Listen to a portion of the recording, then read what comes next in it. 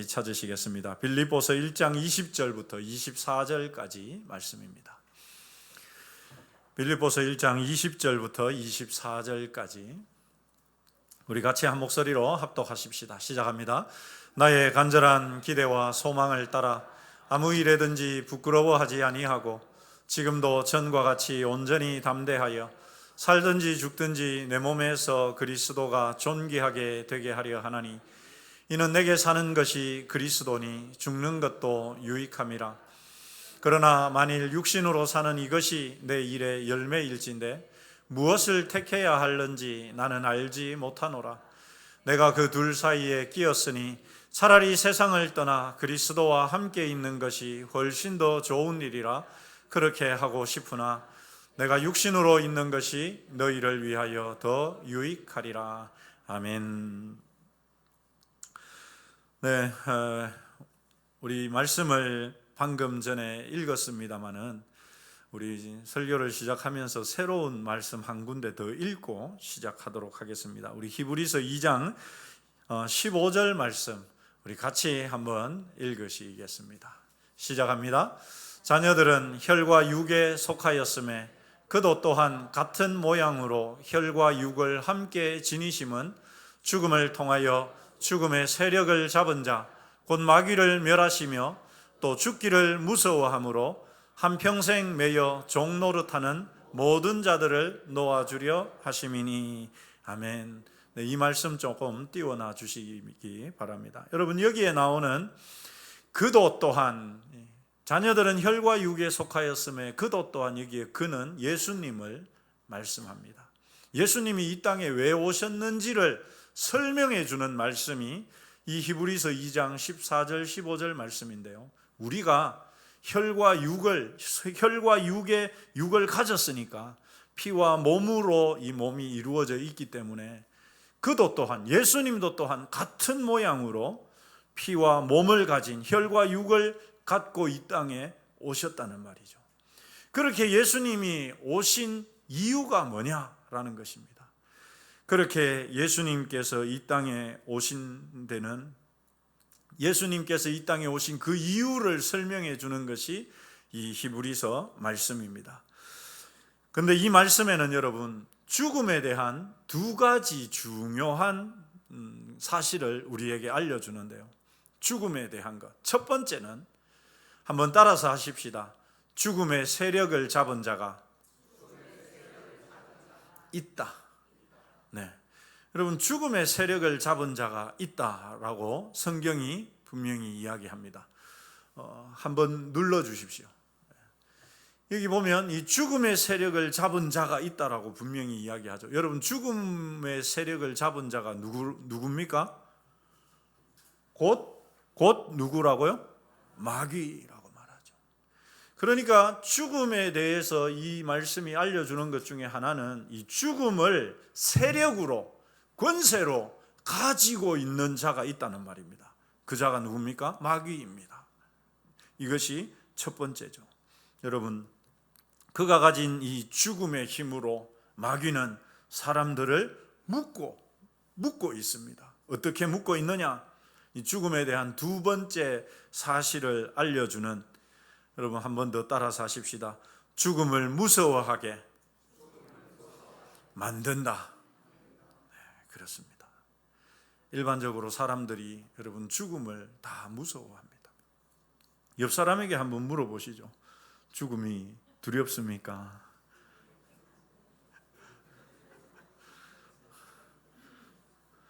여러분 어떠십니까? 나는 죽음을 좀 초연했습니다. 이렇게 하시는 분 있으십니까? 여러분, 예수님이 이 말씀을 통해서 우리에게 알려주는 죽음에 대한 두 가지, 첫 번째는 죽음을 세력으로 삼고 있는 자가 있고, 그리고 그 세력으로 삼고 있는 자가 그 죽음을 사람들이 무서워하도록 만든다는 것이 바로 이 말씀에서 알려주는 내용이죠. 여러분, 그렇습니다. 죽음은 마귀가 이 최종적인 무기로, 아니 가장 강력한 무기로 사용하는 것이 죽음입니다.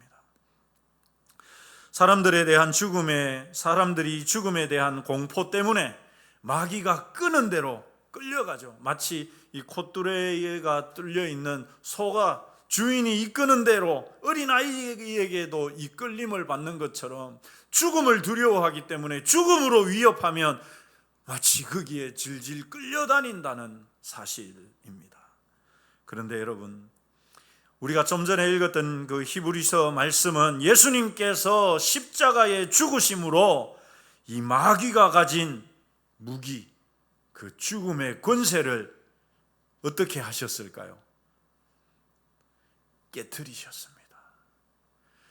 우리 예수님이 십자가에서 죽으심으로 마귀가 사용하고 사람들을 목줄을 채워가지고 끌고 다니는 그 죽음을, 그 죽음의 권세를 깨트려 버리셨는 것입니다. 어떻게 해요, 여러분? 어떻게 해요? 다시 부활하심으로써.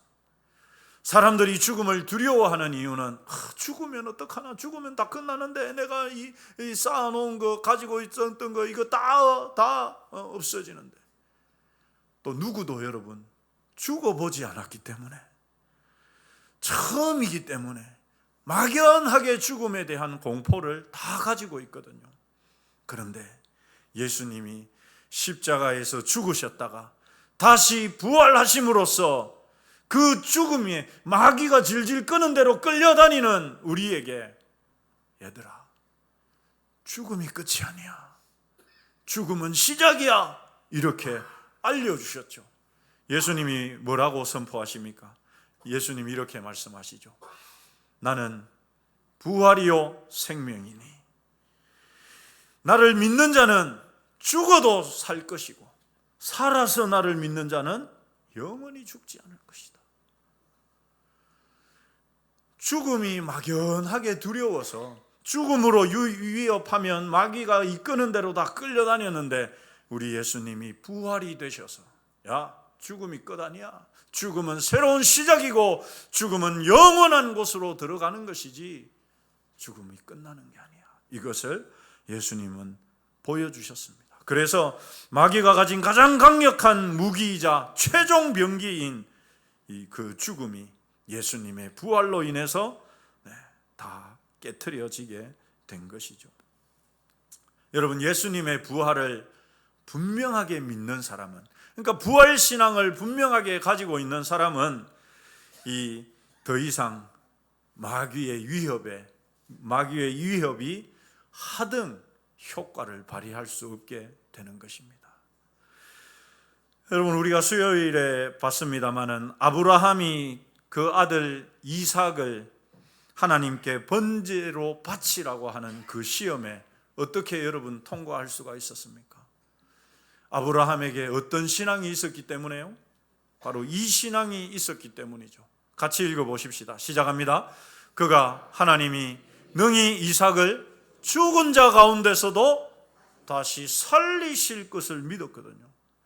그래서 하나님이 독자 이삭을 번제로 바치라고 했을 때 아브라함, 아하, 내가 번제로 불태워 바치더라도 하나님이 다시 이삭을 살려주시겠구나, 그 믿음이 있었기 때문에 그 이삭을 번제로 바치는 것이 가능했던 것이죠. 여러분, 아브라함이 가지고 있었던 그 부활신앙이 이 죽음 때문에, 자식이 죽는 그 죽음 때문에 여러분 실패하거나 거기에 무너지지 않았던 것입니다. 우리가 잘 아는 다니엘의 세 친구 사드락과 메삭과 아벳느고는 여러분 포로 주제에 그들을 사로잡아온 왕이, 임금님이 명령하면 아이고 알겠습니다 하고 냉큼 해야 되는데, 여러분, 그 추상 같은 느부갓네살 왕의 명령에도 눈 하나 깜짝하지 않고 그 우상 신상에게 절하지 않고 멀뚱히 서 있었습니다. 잡아서 당장 용광로 불에 던져 넣어라. 그냥 넣지 말고 평소보다 7배 더 뜨겁게 만들어라. 불을 확 태워라. 그래서 여러분, 그 평소보다도 7배나 뜨거운 풀무불에, 용광로 불에 사드락과 메삭과 아벳느고를 던져 넣는데 이들이 당당하게 걸어 들어갑니다. 그것을 당당하게 받아들입니다.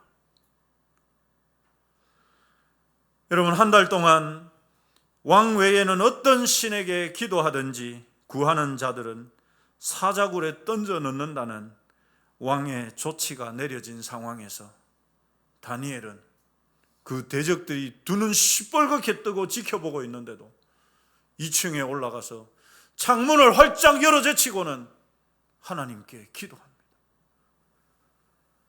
굶주린 사자들이 우글대는 그 사자굴에 던져지는데,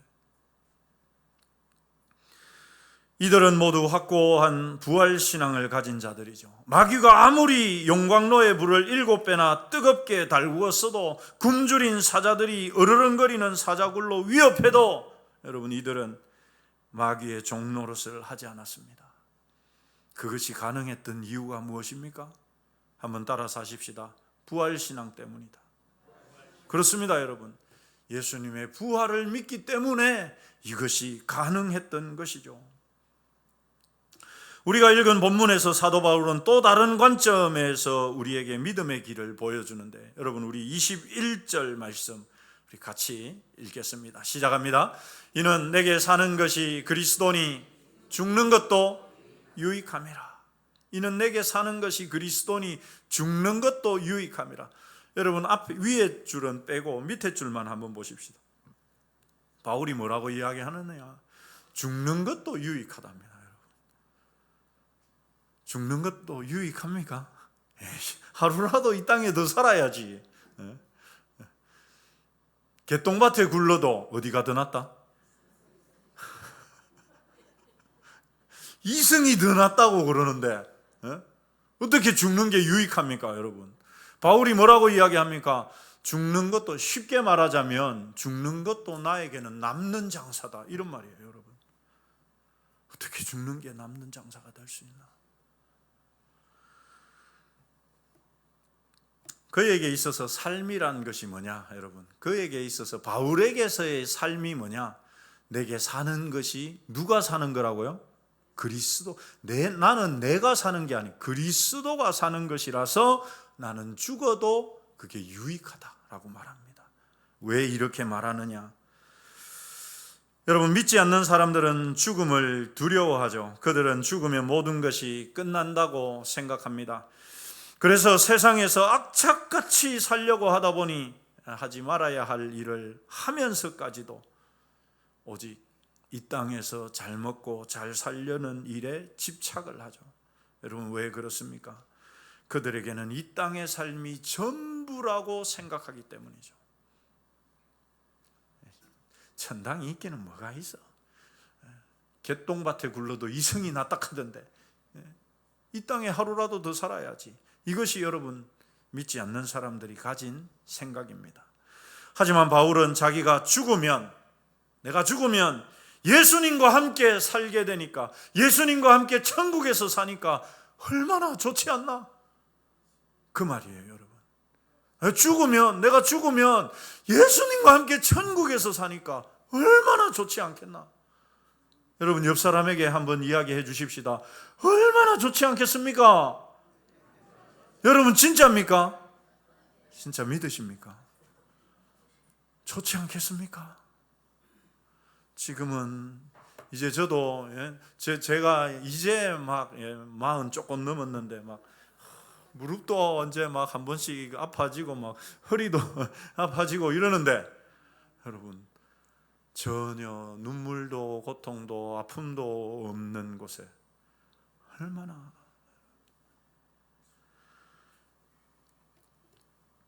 그런데 여러분, 그렇다고 해서 바울이 나 예수님하고 빨리 있고 싶어 그래가지고 염세주의자처럼 빨리 죽었으면 좋겠어, 이놈의 세상 빨리 나는 죽으면 좋겠어, 그렇게만 했느냐? 그렇지 않다는 것이죠. 여러분, 22절 말씀 우리 같이 한번 읽어보시죠. 22절 시작합니다. 그러나 만일 육신으로 사는 이것이 내 일의 열매일진데 무엇을 택해야 할는지 나는 알지 못하노라. 육신으로 사는 이것이 내 일의 열매일진데, 여러분 이렇게 되어 있으니까 이게 저게 이해가 될 것 같기도 하고 저게 무슨 말인가 싶기도 하고 그렇지 않습니까? 우선 영어를 조금 하시는 분들은 옆 사람 이래 좀 보십시오. 영어 좀 하게 생겼는가? 영어를 조금 하시는 분들은 우리 영어 성경 버전을 이렇게 보면은요, 조금 더 이해가 쉽게 되어 있습니다. 어떤 말이냐? 영어로 하면 어떤 말이냐? 만약에 내가 산다면, 여러분 바울이 앞에서 뭐라고 그랬습니까? 나는 내가 죽어도 예수님과 함께 천국에서 사니까 난 너무 좋아. 그러나 그렇다고 해서 내가 죽지 않고 지금 살고 있다 하더라도 사는 그게 뭐냐 하면, 내가 지금 살아있으면 예수님을 위해 더 많은 유익한 일을 할 수 있으니까 그것도 좋다라는 말입니다. 죽어도 좋고 살아도 좋고, 죽으면 예수님과 함께 있으니까 너무 좋고, 살아있으면 예수님을 위해서 더 유익한 일들, 더 좋은 일들을 많이 할 수 있으니까 그것도 좋고. 그래서 여러분 이 두 가지 중에서 뭘 선택해야 될지를 모르겠다는 말이에요. 죽어도 좋고 살아도 좋고. 한번 따라서 하십시다. 죽어도 좋고 살아도 좋고.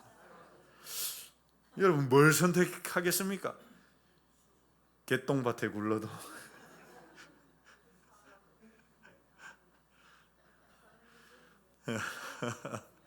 여러분 그렇습니다. 이 바울이 가지고 있는 이 삶의 균형점 참 놀랍습니다. 바울은 뭐라고 말하느냐? 난 정말 빨리 죽어서 예수님과 함께 천국에 있고 싶어. 그런데 그렇지 못하고 내가 하나님이 내 생명을 연장해 주신다면 주님을 위해서 더 좋은 일들, 더 유익한 일들을 많이 할 수 있으니까 그것도 좋아. 그래서 내가 진짜 이 둘 중에 뭘 선택해야 될지를 모르겠어. 이것이 여러분 바울의 모습입니다. 그렇습니다. 바울은 자기가 현재 이 땅에서 사는 삶이 그의 열매들, 주님을 위한 열매들이라고 말합니다. 그러니까 빨리 죽어서 예수님과 함께 있는 삶도 간절히 바라지만 이 땅에서 더 살게 되면 그것도 좋은 일이라고. 그래서 여러분 바울이 자기의 삶을 뭐라고 이야기하느냐? 이렇게 말합니다. 우리 같이 읽어볼까요? 시작합니다. 내가 그 둘 사이에 어떻게 했으니? 끼어 있다는 거예요. 끼어 있다는 거. 빨리 죽어서 주님을 만나고 싶은 그 마음, 그래도 이 땅에서 살면 주님을 위해서 더 좋은 일들, 더 유익한 일들을 많이 할 수 있는 그 마음, 이 둘 사이에 딱 끼어 있다는 말입니다. 여러분 좌우로 한번 인사하십시다. 끼어 있으시네요. 여러분 끼어 있으십니까? 아이 개똥밭에 굴러도 여러분 그렇습니다. 성도들의 삶은 끼어 있는 삶. 어디에 끼어 있습니까? 천국과 이 땅 그 중간쯤에.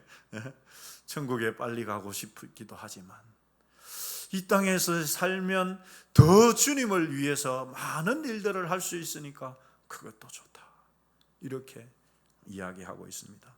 그런데 여러분 이 둘이 균형을 갖기 위해서는 우리에게 반드시 있어야 할 것이 뭐냐? 바로 하늘 소망입니다. 따라서 하십시다. 하늘 소망. 여러분 제가 오늘 이 말씀 제목으로 뽑은 이 하늘 소망은 어떤 찬양에서 따온 겁니다. 아마 여러분들 중에 들으시고 또 즐겨 부르시는 분들도 있으시겠지만은 민옥이 목사님이 작사 작곡한 찬양곡 중에 하늘 소망이라는 찬양이 있습니다. 그 찬양의 첫 가사가 이렇게 시작합니다. 나 지금은 비록 땅을 벗하며 살지라도 내 영혼 저 하늘을 디디며 사네. 지금 내가 땅을 지금 우리가 살아가고 있는 이 땅을 친구 삼아서 버타면서 그렇게 살아가고 있지만 내 영혼은 저 하늘나라의 천국을, 그 땅을 디디면서, 발로 디디면서 살고 있다. 너무도 여러분 오늘 이 본문의 말씀을 잘 표현해 준 찬양 가사라고 생각합니다. 여러분, 성도들의 삶이 뭐냐? 그런 거예요. 비록 이 땅에서 살고 있지만 천국을 디디면서 사는 것. 여러분, 하늘 소망이라는 것이 천국 가면 좋겠지, 천국이 뭐 이랬으면 좋겠지, 저랬으면 좋겠지, 그저 여러분 머릿속으로 그냥 좋겠지라고 생각하는 게 아니라 실제적으로 그 천국의 삶을 내가 발로 디디면서 살아가는 것이다. 이게 여러분 하늘 소망이라는 것입니다. 저희 어머니께서 소천하신 지가 이제 한 10년째가 되었습니다. 저희 집이 좀 가난해가지고 제가 물려받은 게 별로 없습니다. 위로 기라성 같은 형님들이 5분이 있고 누님이 2분이 있으니까 저한테 떨어질 떡고물이 없는 거예요. 어머니께서 참 악착같이 알뜰하게 모으셔서 뭐 그래도 얼마 되지 않는 금액도 저희 형님 중에 한 분 주시고 가셔가지고 저는 빈털털이었습니다. 그런데 참 어머니께서 소천하시면서 저에게 주신 2가지 좋은 선물이 있습니다. 그 첫 번째가 뭐냐? 죽음에 대한 새로운 가치관을 저에게 주고 가셨습니다. 저희 어머니가 소천하시기 전에 한 1년 정도 요양병원에 입원해 계셨는데, 그 요양병원이 목사님이 운영하시는 곳이었는데 갈 때마다 어머니 여기 너무 좋다, 여기가 천국이다 하면서 갈 때마다 병원에서 일하시는 분들, 간호사분들 그 병원 자랑을 참 많이 하셨습니다. 근데 어느 날 이제 어머니를 뵈러 갔는데 저희 어머니가 대장암을 앓으시다가 이게 이제 치료를 하셔가지고 5년이 지났습니다. 5년이 지나면 완치 판정을 받는데 5년이 지나도록 건강하게 사셨는데 다시 재발을 하셔가지고 이 요양병원에 다시 들어가시게 되셨거든요. 그래서 어머니가 계시는 요양병원에 한번 찾아갔었는데 어머니가 그때 그런 말씀을 하시더라고요. 어머니가 김포에 있는 순복음교회를, 형님이 다니시는 곳에 그 김포 순복음교회를 다니셨는데 그 같은 교회에 계시던 권사님 이야기를 하셨습니다. 그 권사님이 새벽에, 어머니랑 나이대도 연령대도 비슷하셨던 분인데 그 권사님이 새벽에 이제 새벽 기도를 오시다가 뺑소니 차에 치여가지고 바로 교회 앞에서 즉사하셨습니다. 그 이야기를 어머니께서 말씀을 하시는 거예요. 그래서 저는 마음 한편으로 준비를 했습니다. 어머니가 또 부정적인 이야기들을 하시려고 하는구나. 여러분, 그렇지 않겠습니까? 아니, 교회 권사님이면 편안하게 하나님이 잠자듯이 데려가셔야지. 그 범인도 모르는 뺑소니 차에, 그것도 새벽 기도를 오다가 그랬으니까. 어머니가 한 번씩 예전에는 교회 신앙생활을 하셨지만은 교회에 대한 부정적인 이야기들을 좀 하셨거든요. 그래서 미리 준비를 하고 있었습니다. 어머니가 이렇게 말씀하면 이렇게 받아쳐야지 하고 이제 있었는데 어머니 입에서 나온 말은 너무 놀라운 의외의 말씀이셨습니다. 어머니는 이렇게 말씀하셨습니다. 그렇게 가는 것도 복이요, 그러시더라고요. 그렇게 가는 것도 복이요, 그러시더라고요. 깜짝 놀랐습니다. 당신은 큰 병을 앓으면서 그 병마가 가져다 주는 고통을, 병원에서 주는 그 진통제를 맞으면서 하루하루를 견디고 달래고 그렇게 살아가는데, 그렇게 한순간 천국에 간 것이 더 복이라고 말씀을 하신 것이었습니다. 이후 저는 죽음에 대한 큰 깨달음을 가졌습니다. 세상 사람들은 교회 가다가 뺑소니 차에 치여서 죽었다고 하면은 여러분 불쌍하게 보지 않겠습니까? 또 아이고 하나님이 있는데 하나님이 있는데 그 새벽에 기도하러 오는데 그 뺑소니 차에 치여가지고 그렇게 죽는 게 말이 되나? 하나님이 어디 있노? 그렇게 그들은 이런 이야기들을 들으면 자기들의 불신앙을 더욱더 확고하게 하는 그런 계기로 삼지 않겠습니까? 하지만 병마와 처절하게 싸우는 사람으로서는 그것이 얼마나 큰 복으로 여겨지지 않겠습니까? 두 번째 어머니께서 주신 선물이 바로 하늘 소망입니다. 제가 언젠가도 말씀을 드렸습니다마는 사실 어머니께서 소천하시기 전까지만 해도 전 목사지만 천국에 뭐 가면 좋고 그래 천국에 가면 예수님과 함께 영원히 사니까 뭐 좋지 않겠나 생각하고 있었죠. 믿음이 없었던 거 절대 아닙니다. 그러나 그 천국이 정말 마음에 와닿지는 않았거든요. 그런데 어머니가 소천하시면서 그 하늘 소망을 저에게 선물로 주고 가셨습니다. 한 번씩 어머니가 참 뵙고 싶을 때가 있거든요. 이제는 나도 천국에 가면 만날 분이 있다. 그러니까 천국이 얼마나 피부로 와닿는지가 모릅니다. 사랑하는 성도 여러분, 우리는 지금 이 땅을 살고 있지만 하늘을 바라보며 천국에 대한 소망을 갖고 사는 사람들입니다. 맞습니까? 그렇습니다. 아니, 그런 사람들이 되어야 합니다. 그러나 그렇다고 해서 지금 살아야 하는 이 땅에서의 삶을 그냥 팽개쳐두고 천국만 갔으면 빨리빨리 죽었으면 좋겠다. 그것도 여러분 옳은 것이 아니죠. 우리는 바울이 오늘 본문에서 말씀하는 이 둘 사이에 끼인 삶에 충실을 해야 합니다. 무슨 말씀입니까? 바울은 그가 빨리 예수님과 함께 사는 천국의 삶을 너무도 간절히 바랐습니다. 하지만 그는 동시에 이렇게 말씀합니다. 우리 24절부터 26절까지 말씀 같이 읽어보시겠습니다. 24절부터 26절까지 말씀.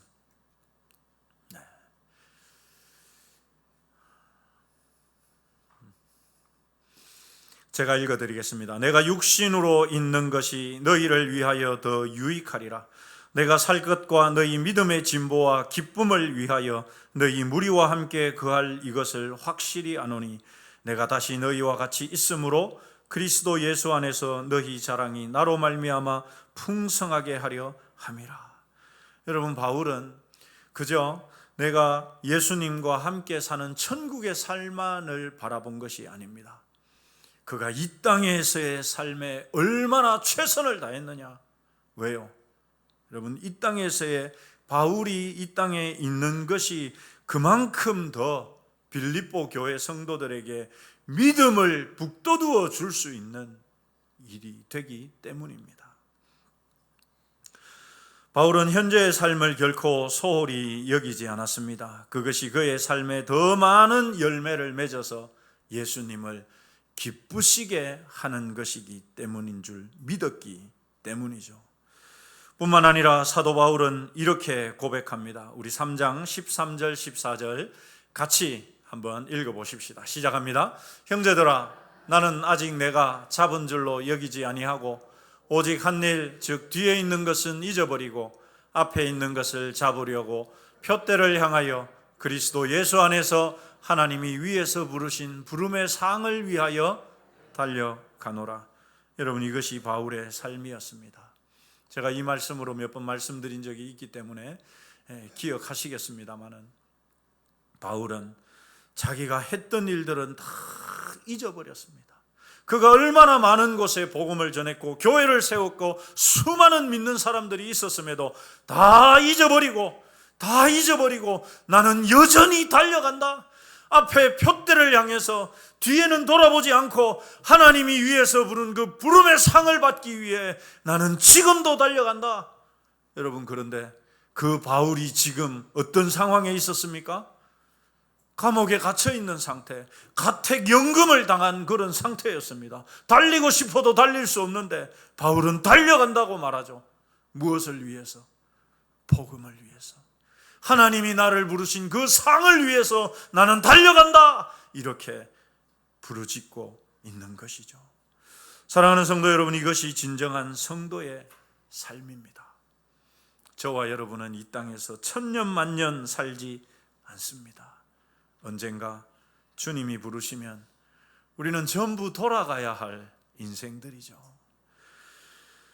세상의 욕심에 빠져서 오직 그것들을 손에 쥐려고만 살다 보면 하늘 소망은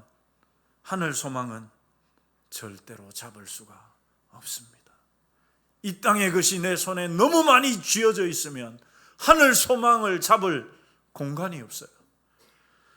마귀는 우리를 최종적으로 죽음으로도 위협하지만 우리 삶을 너무 분주하게 만들고 정신없게 만들고 바쁘게 만들어가지고 하늘 소망 따위는 생각지도 않고 살아가도록 우리를 유혹합니다.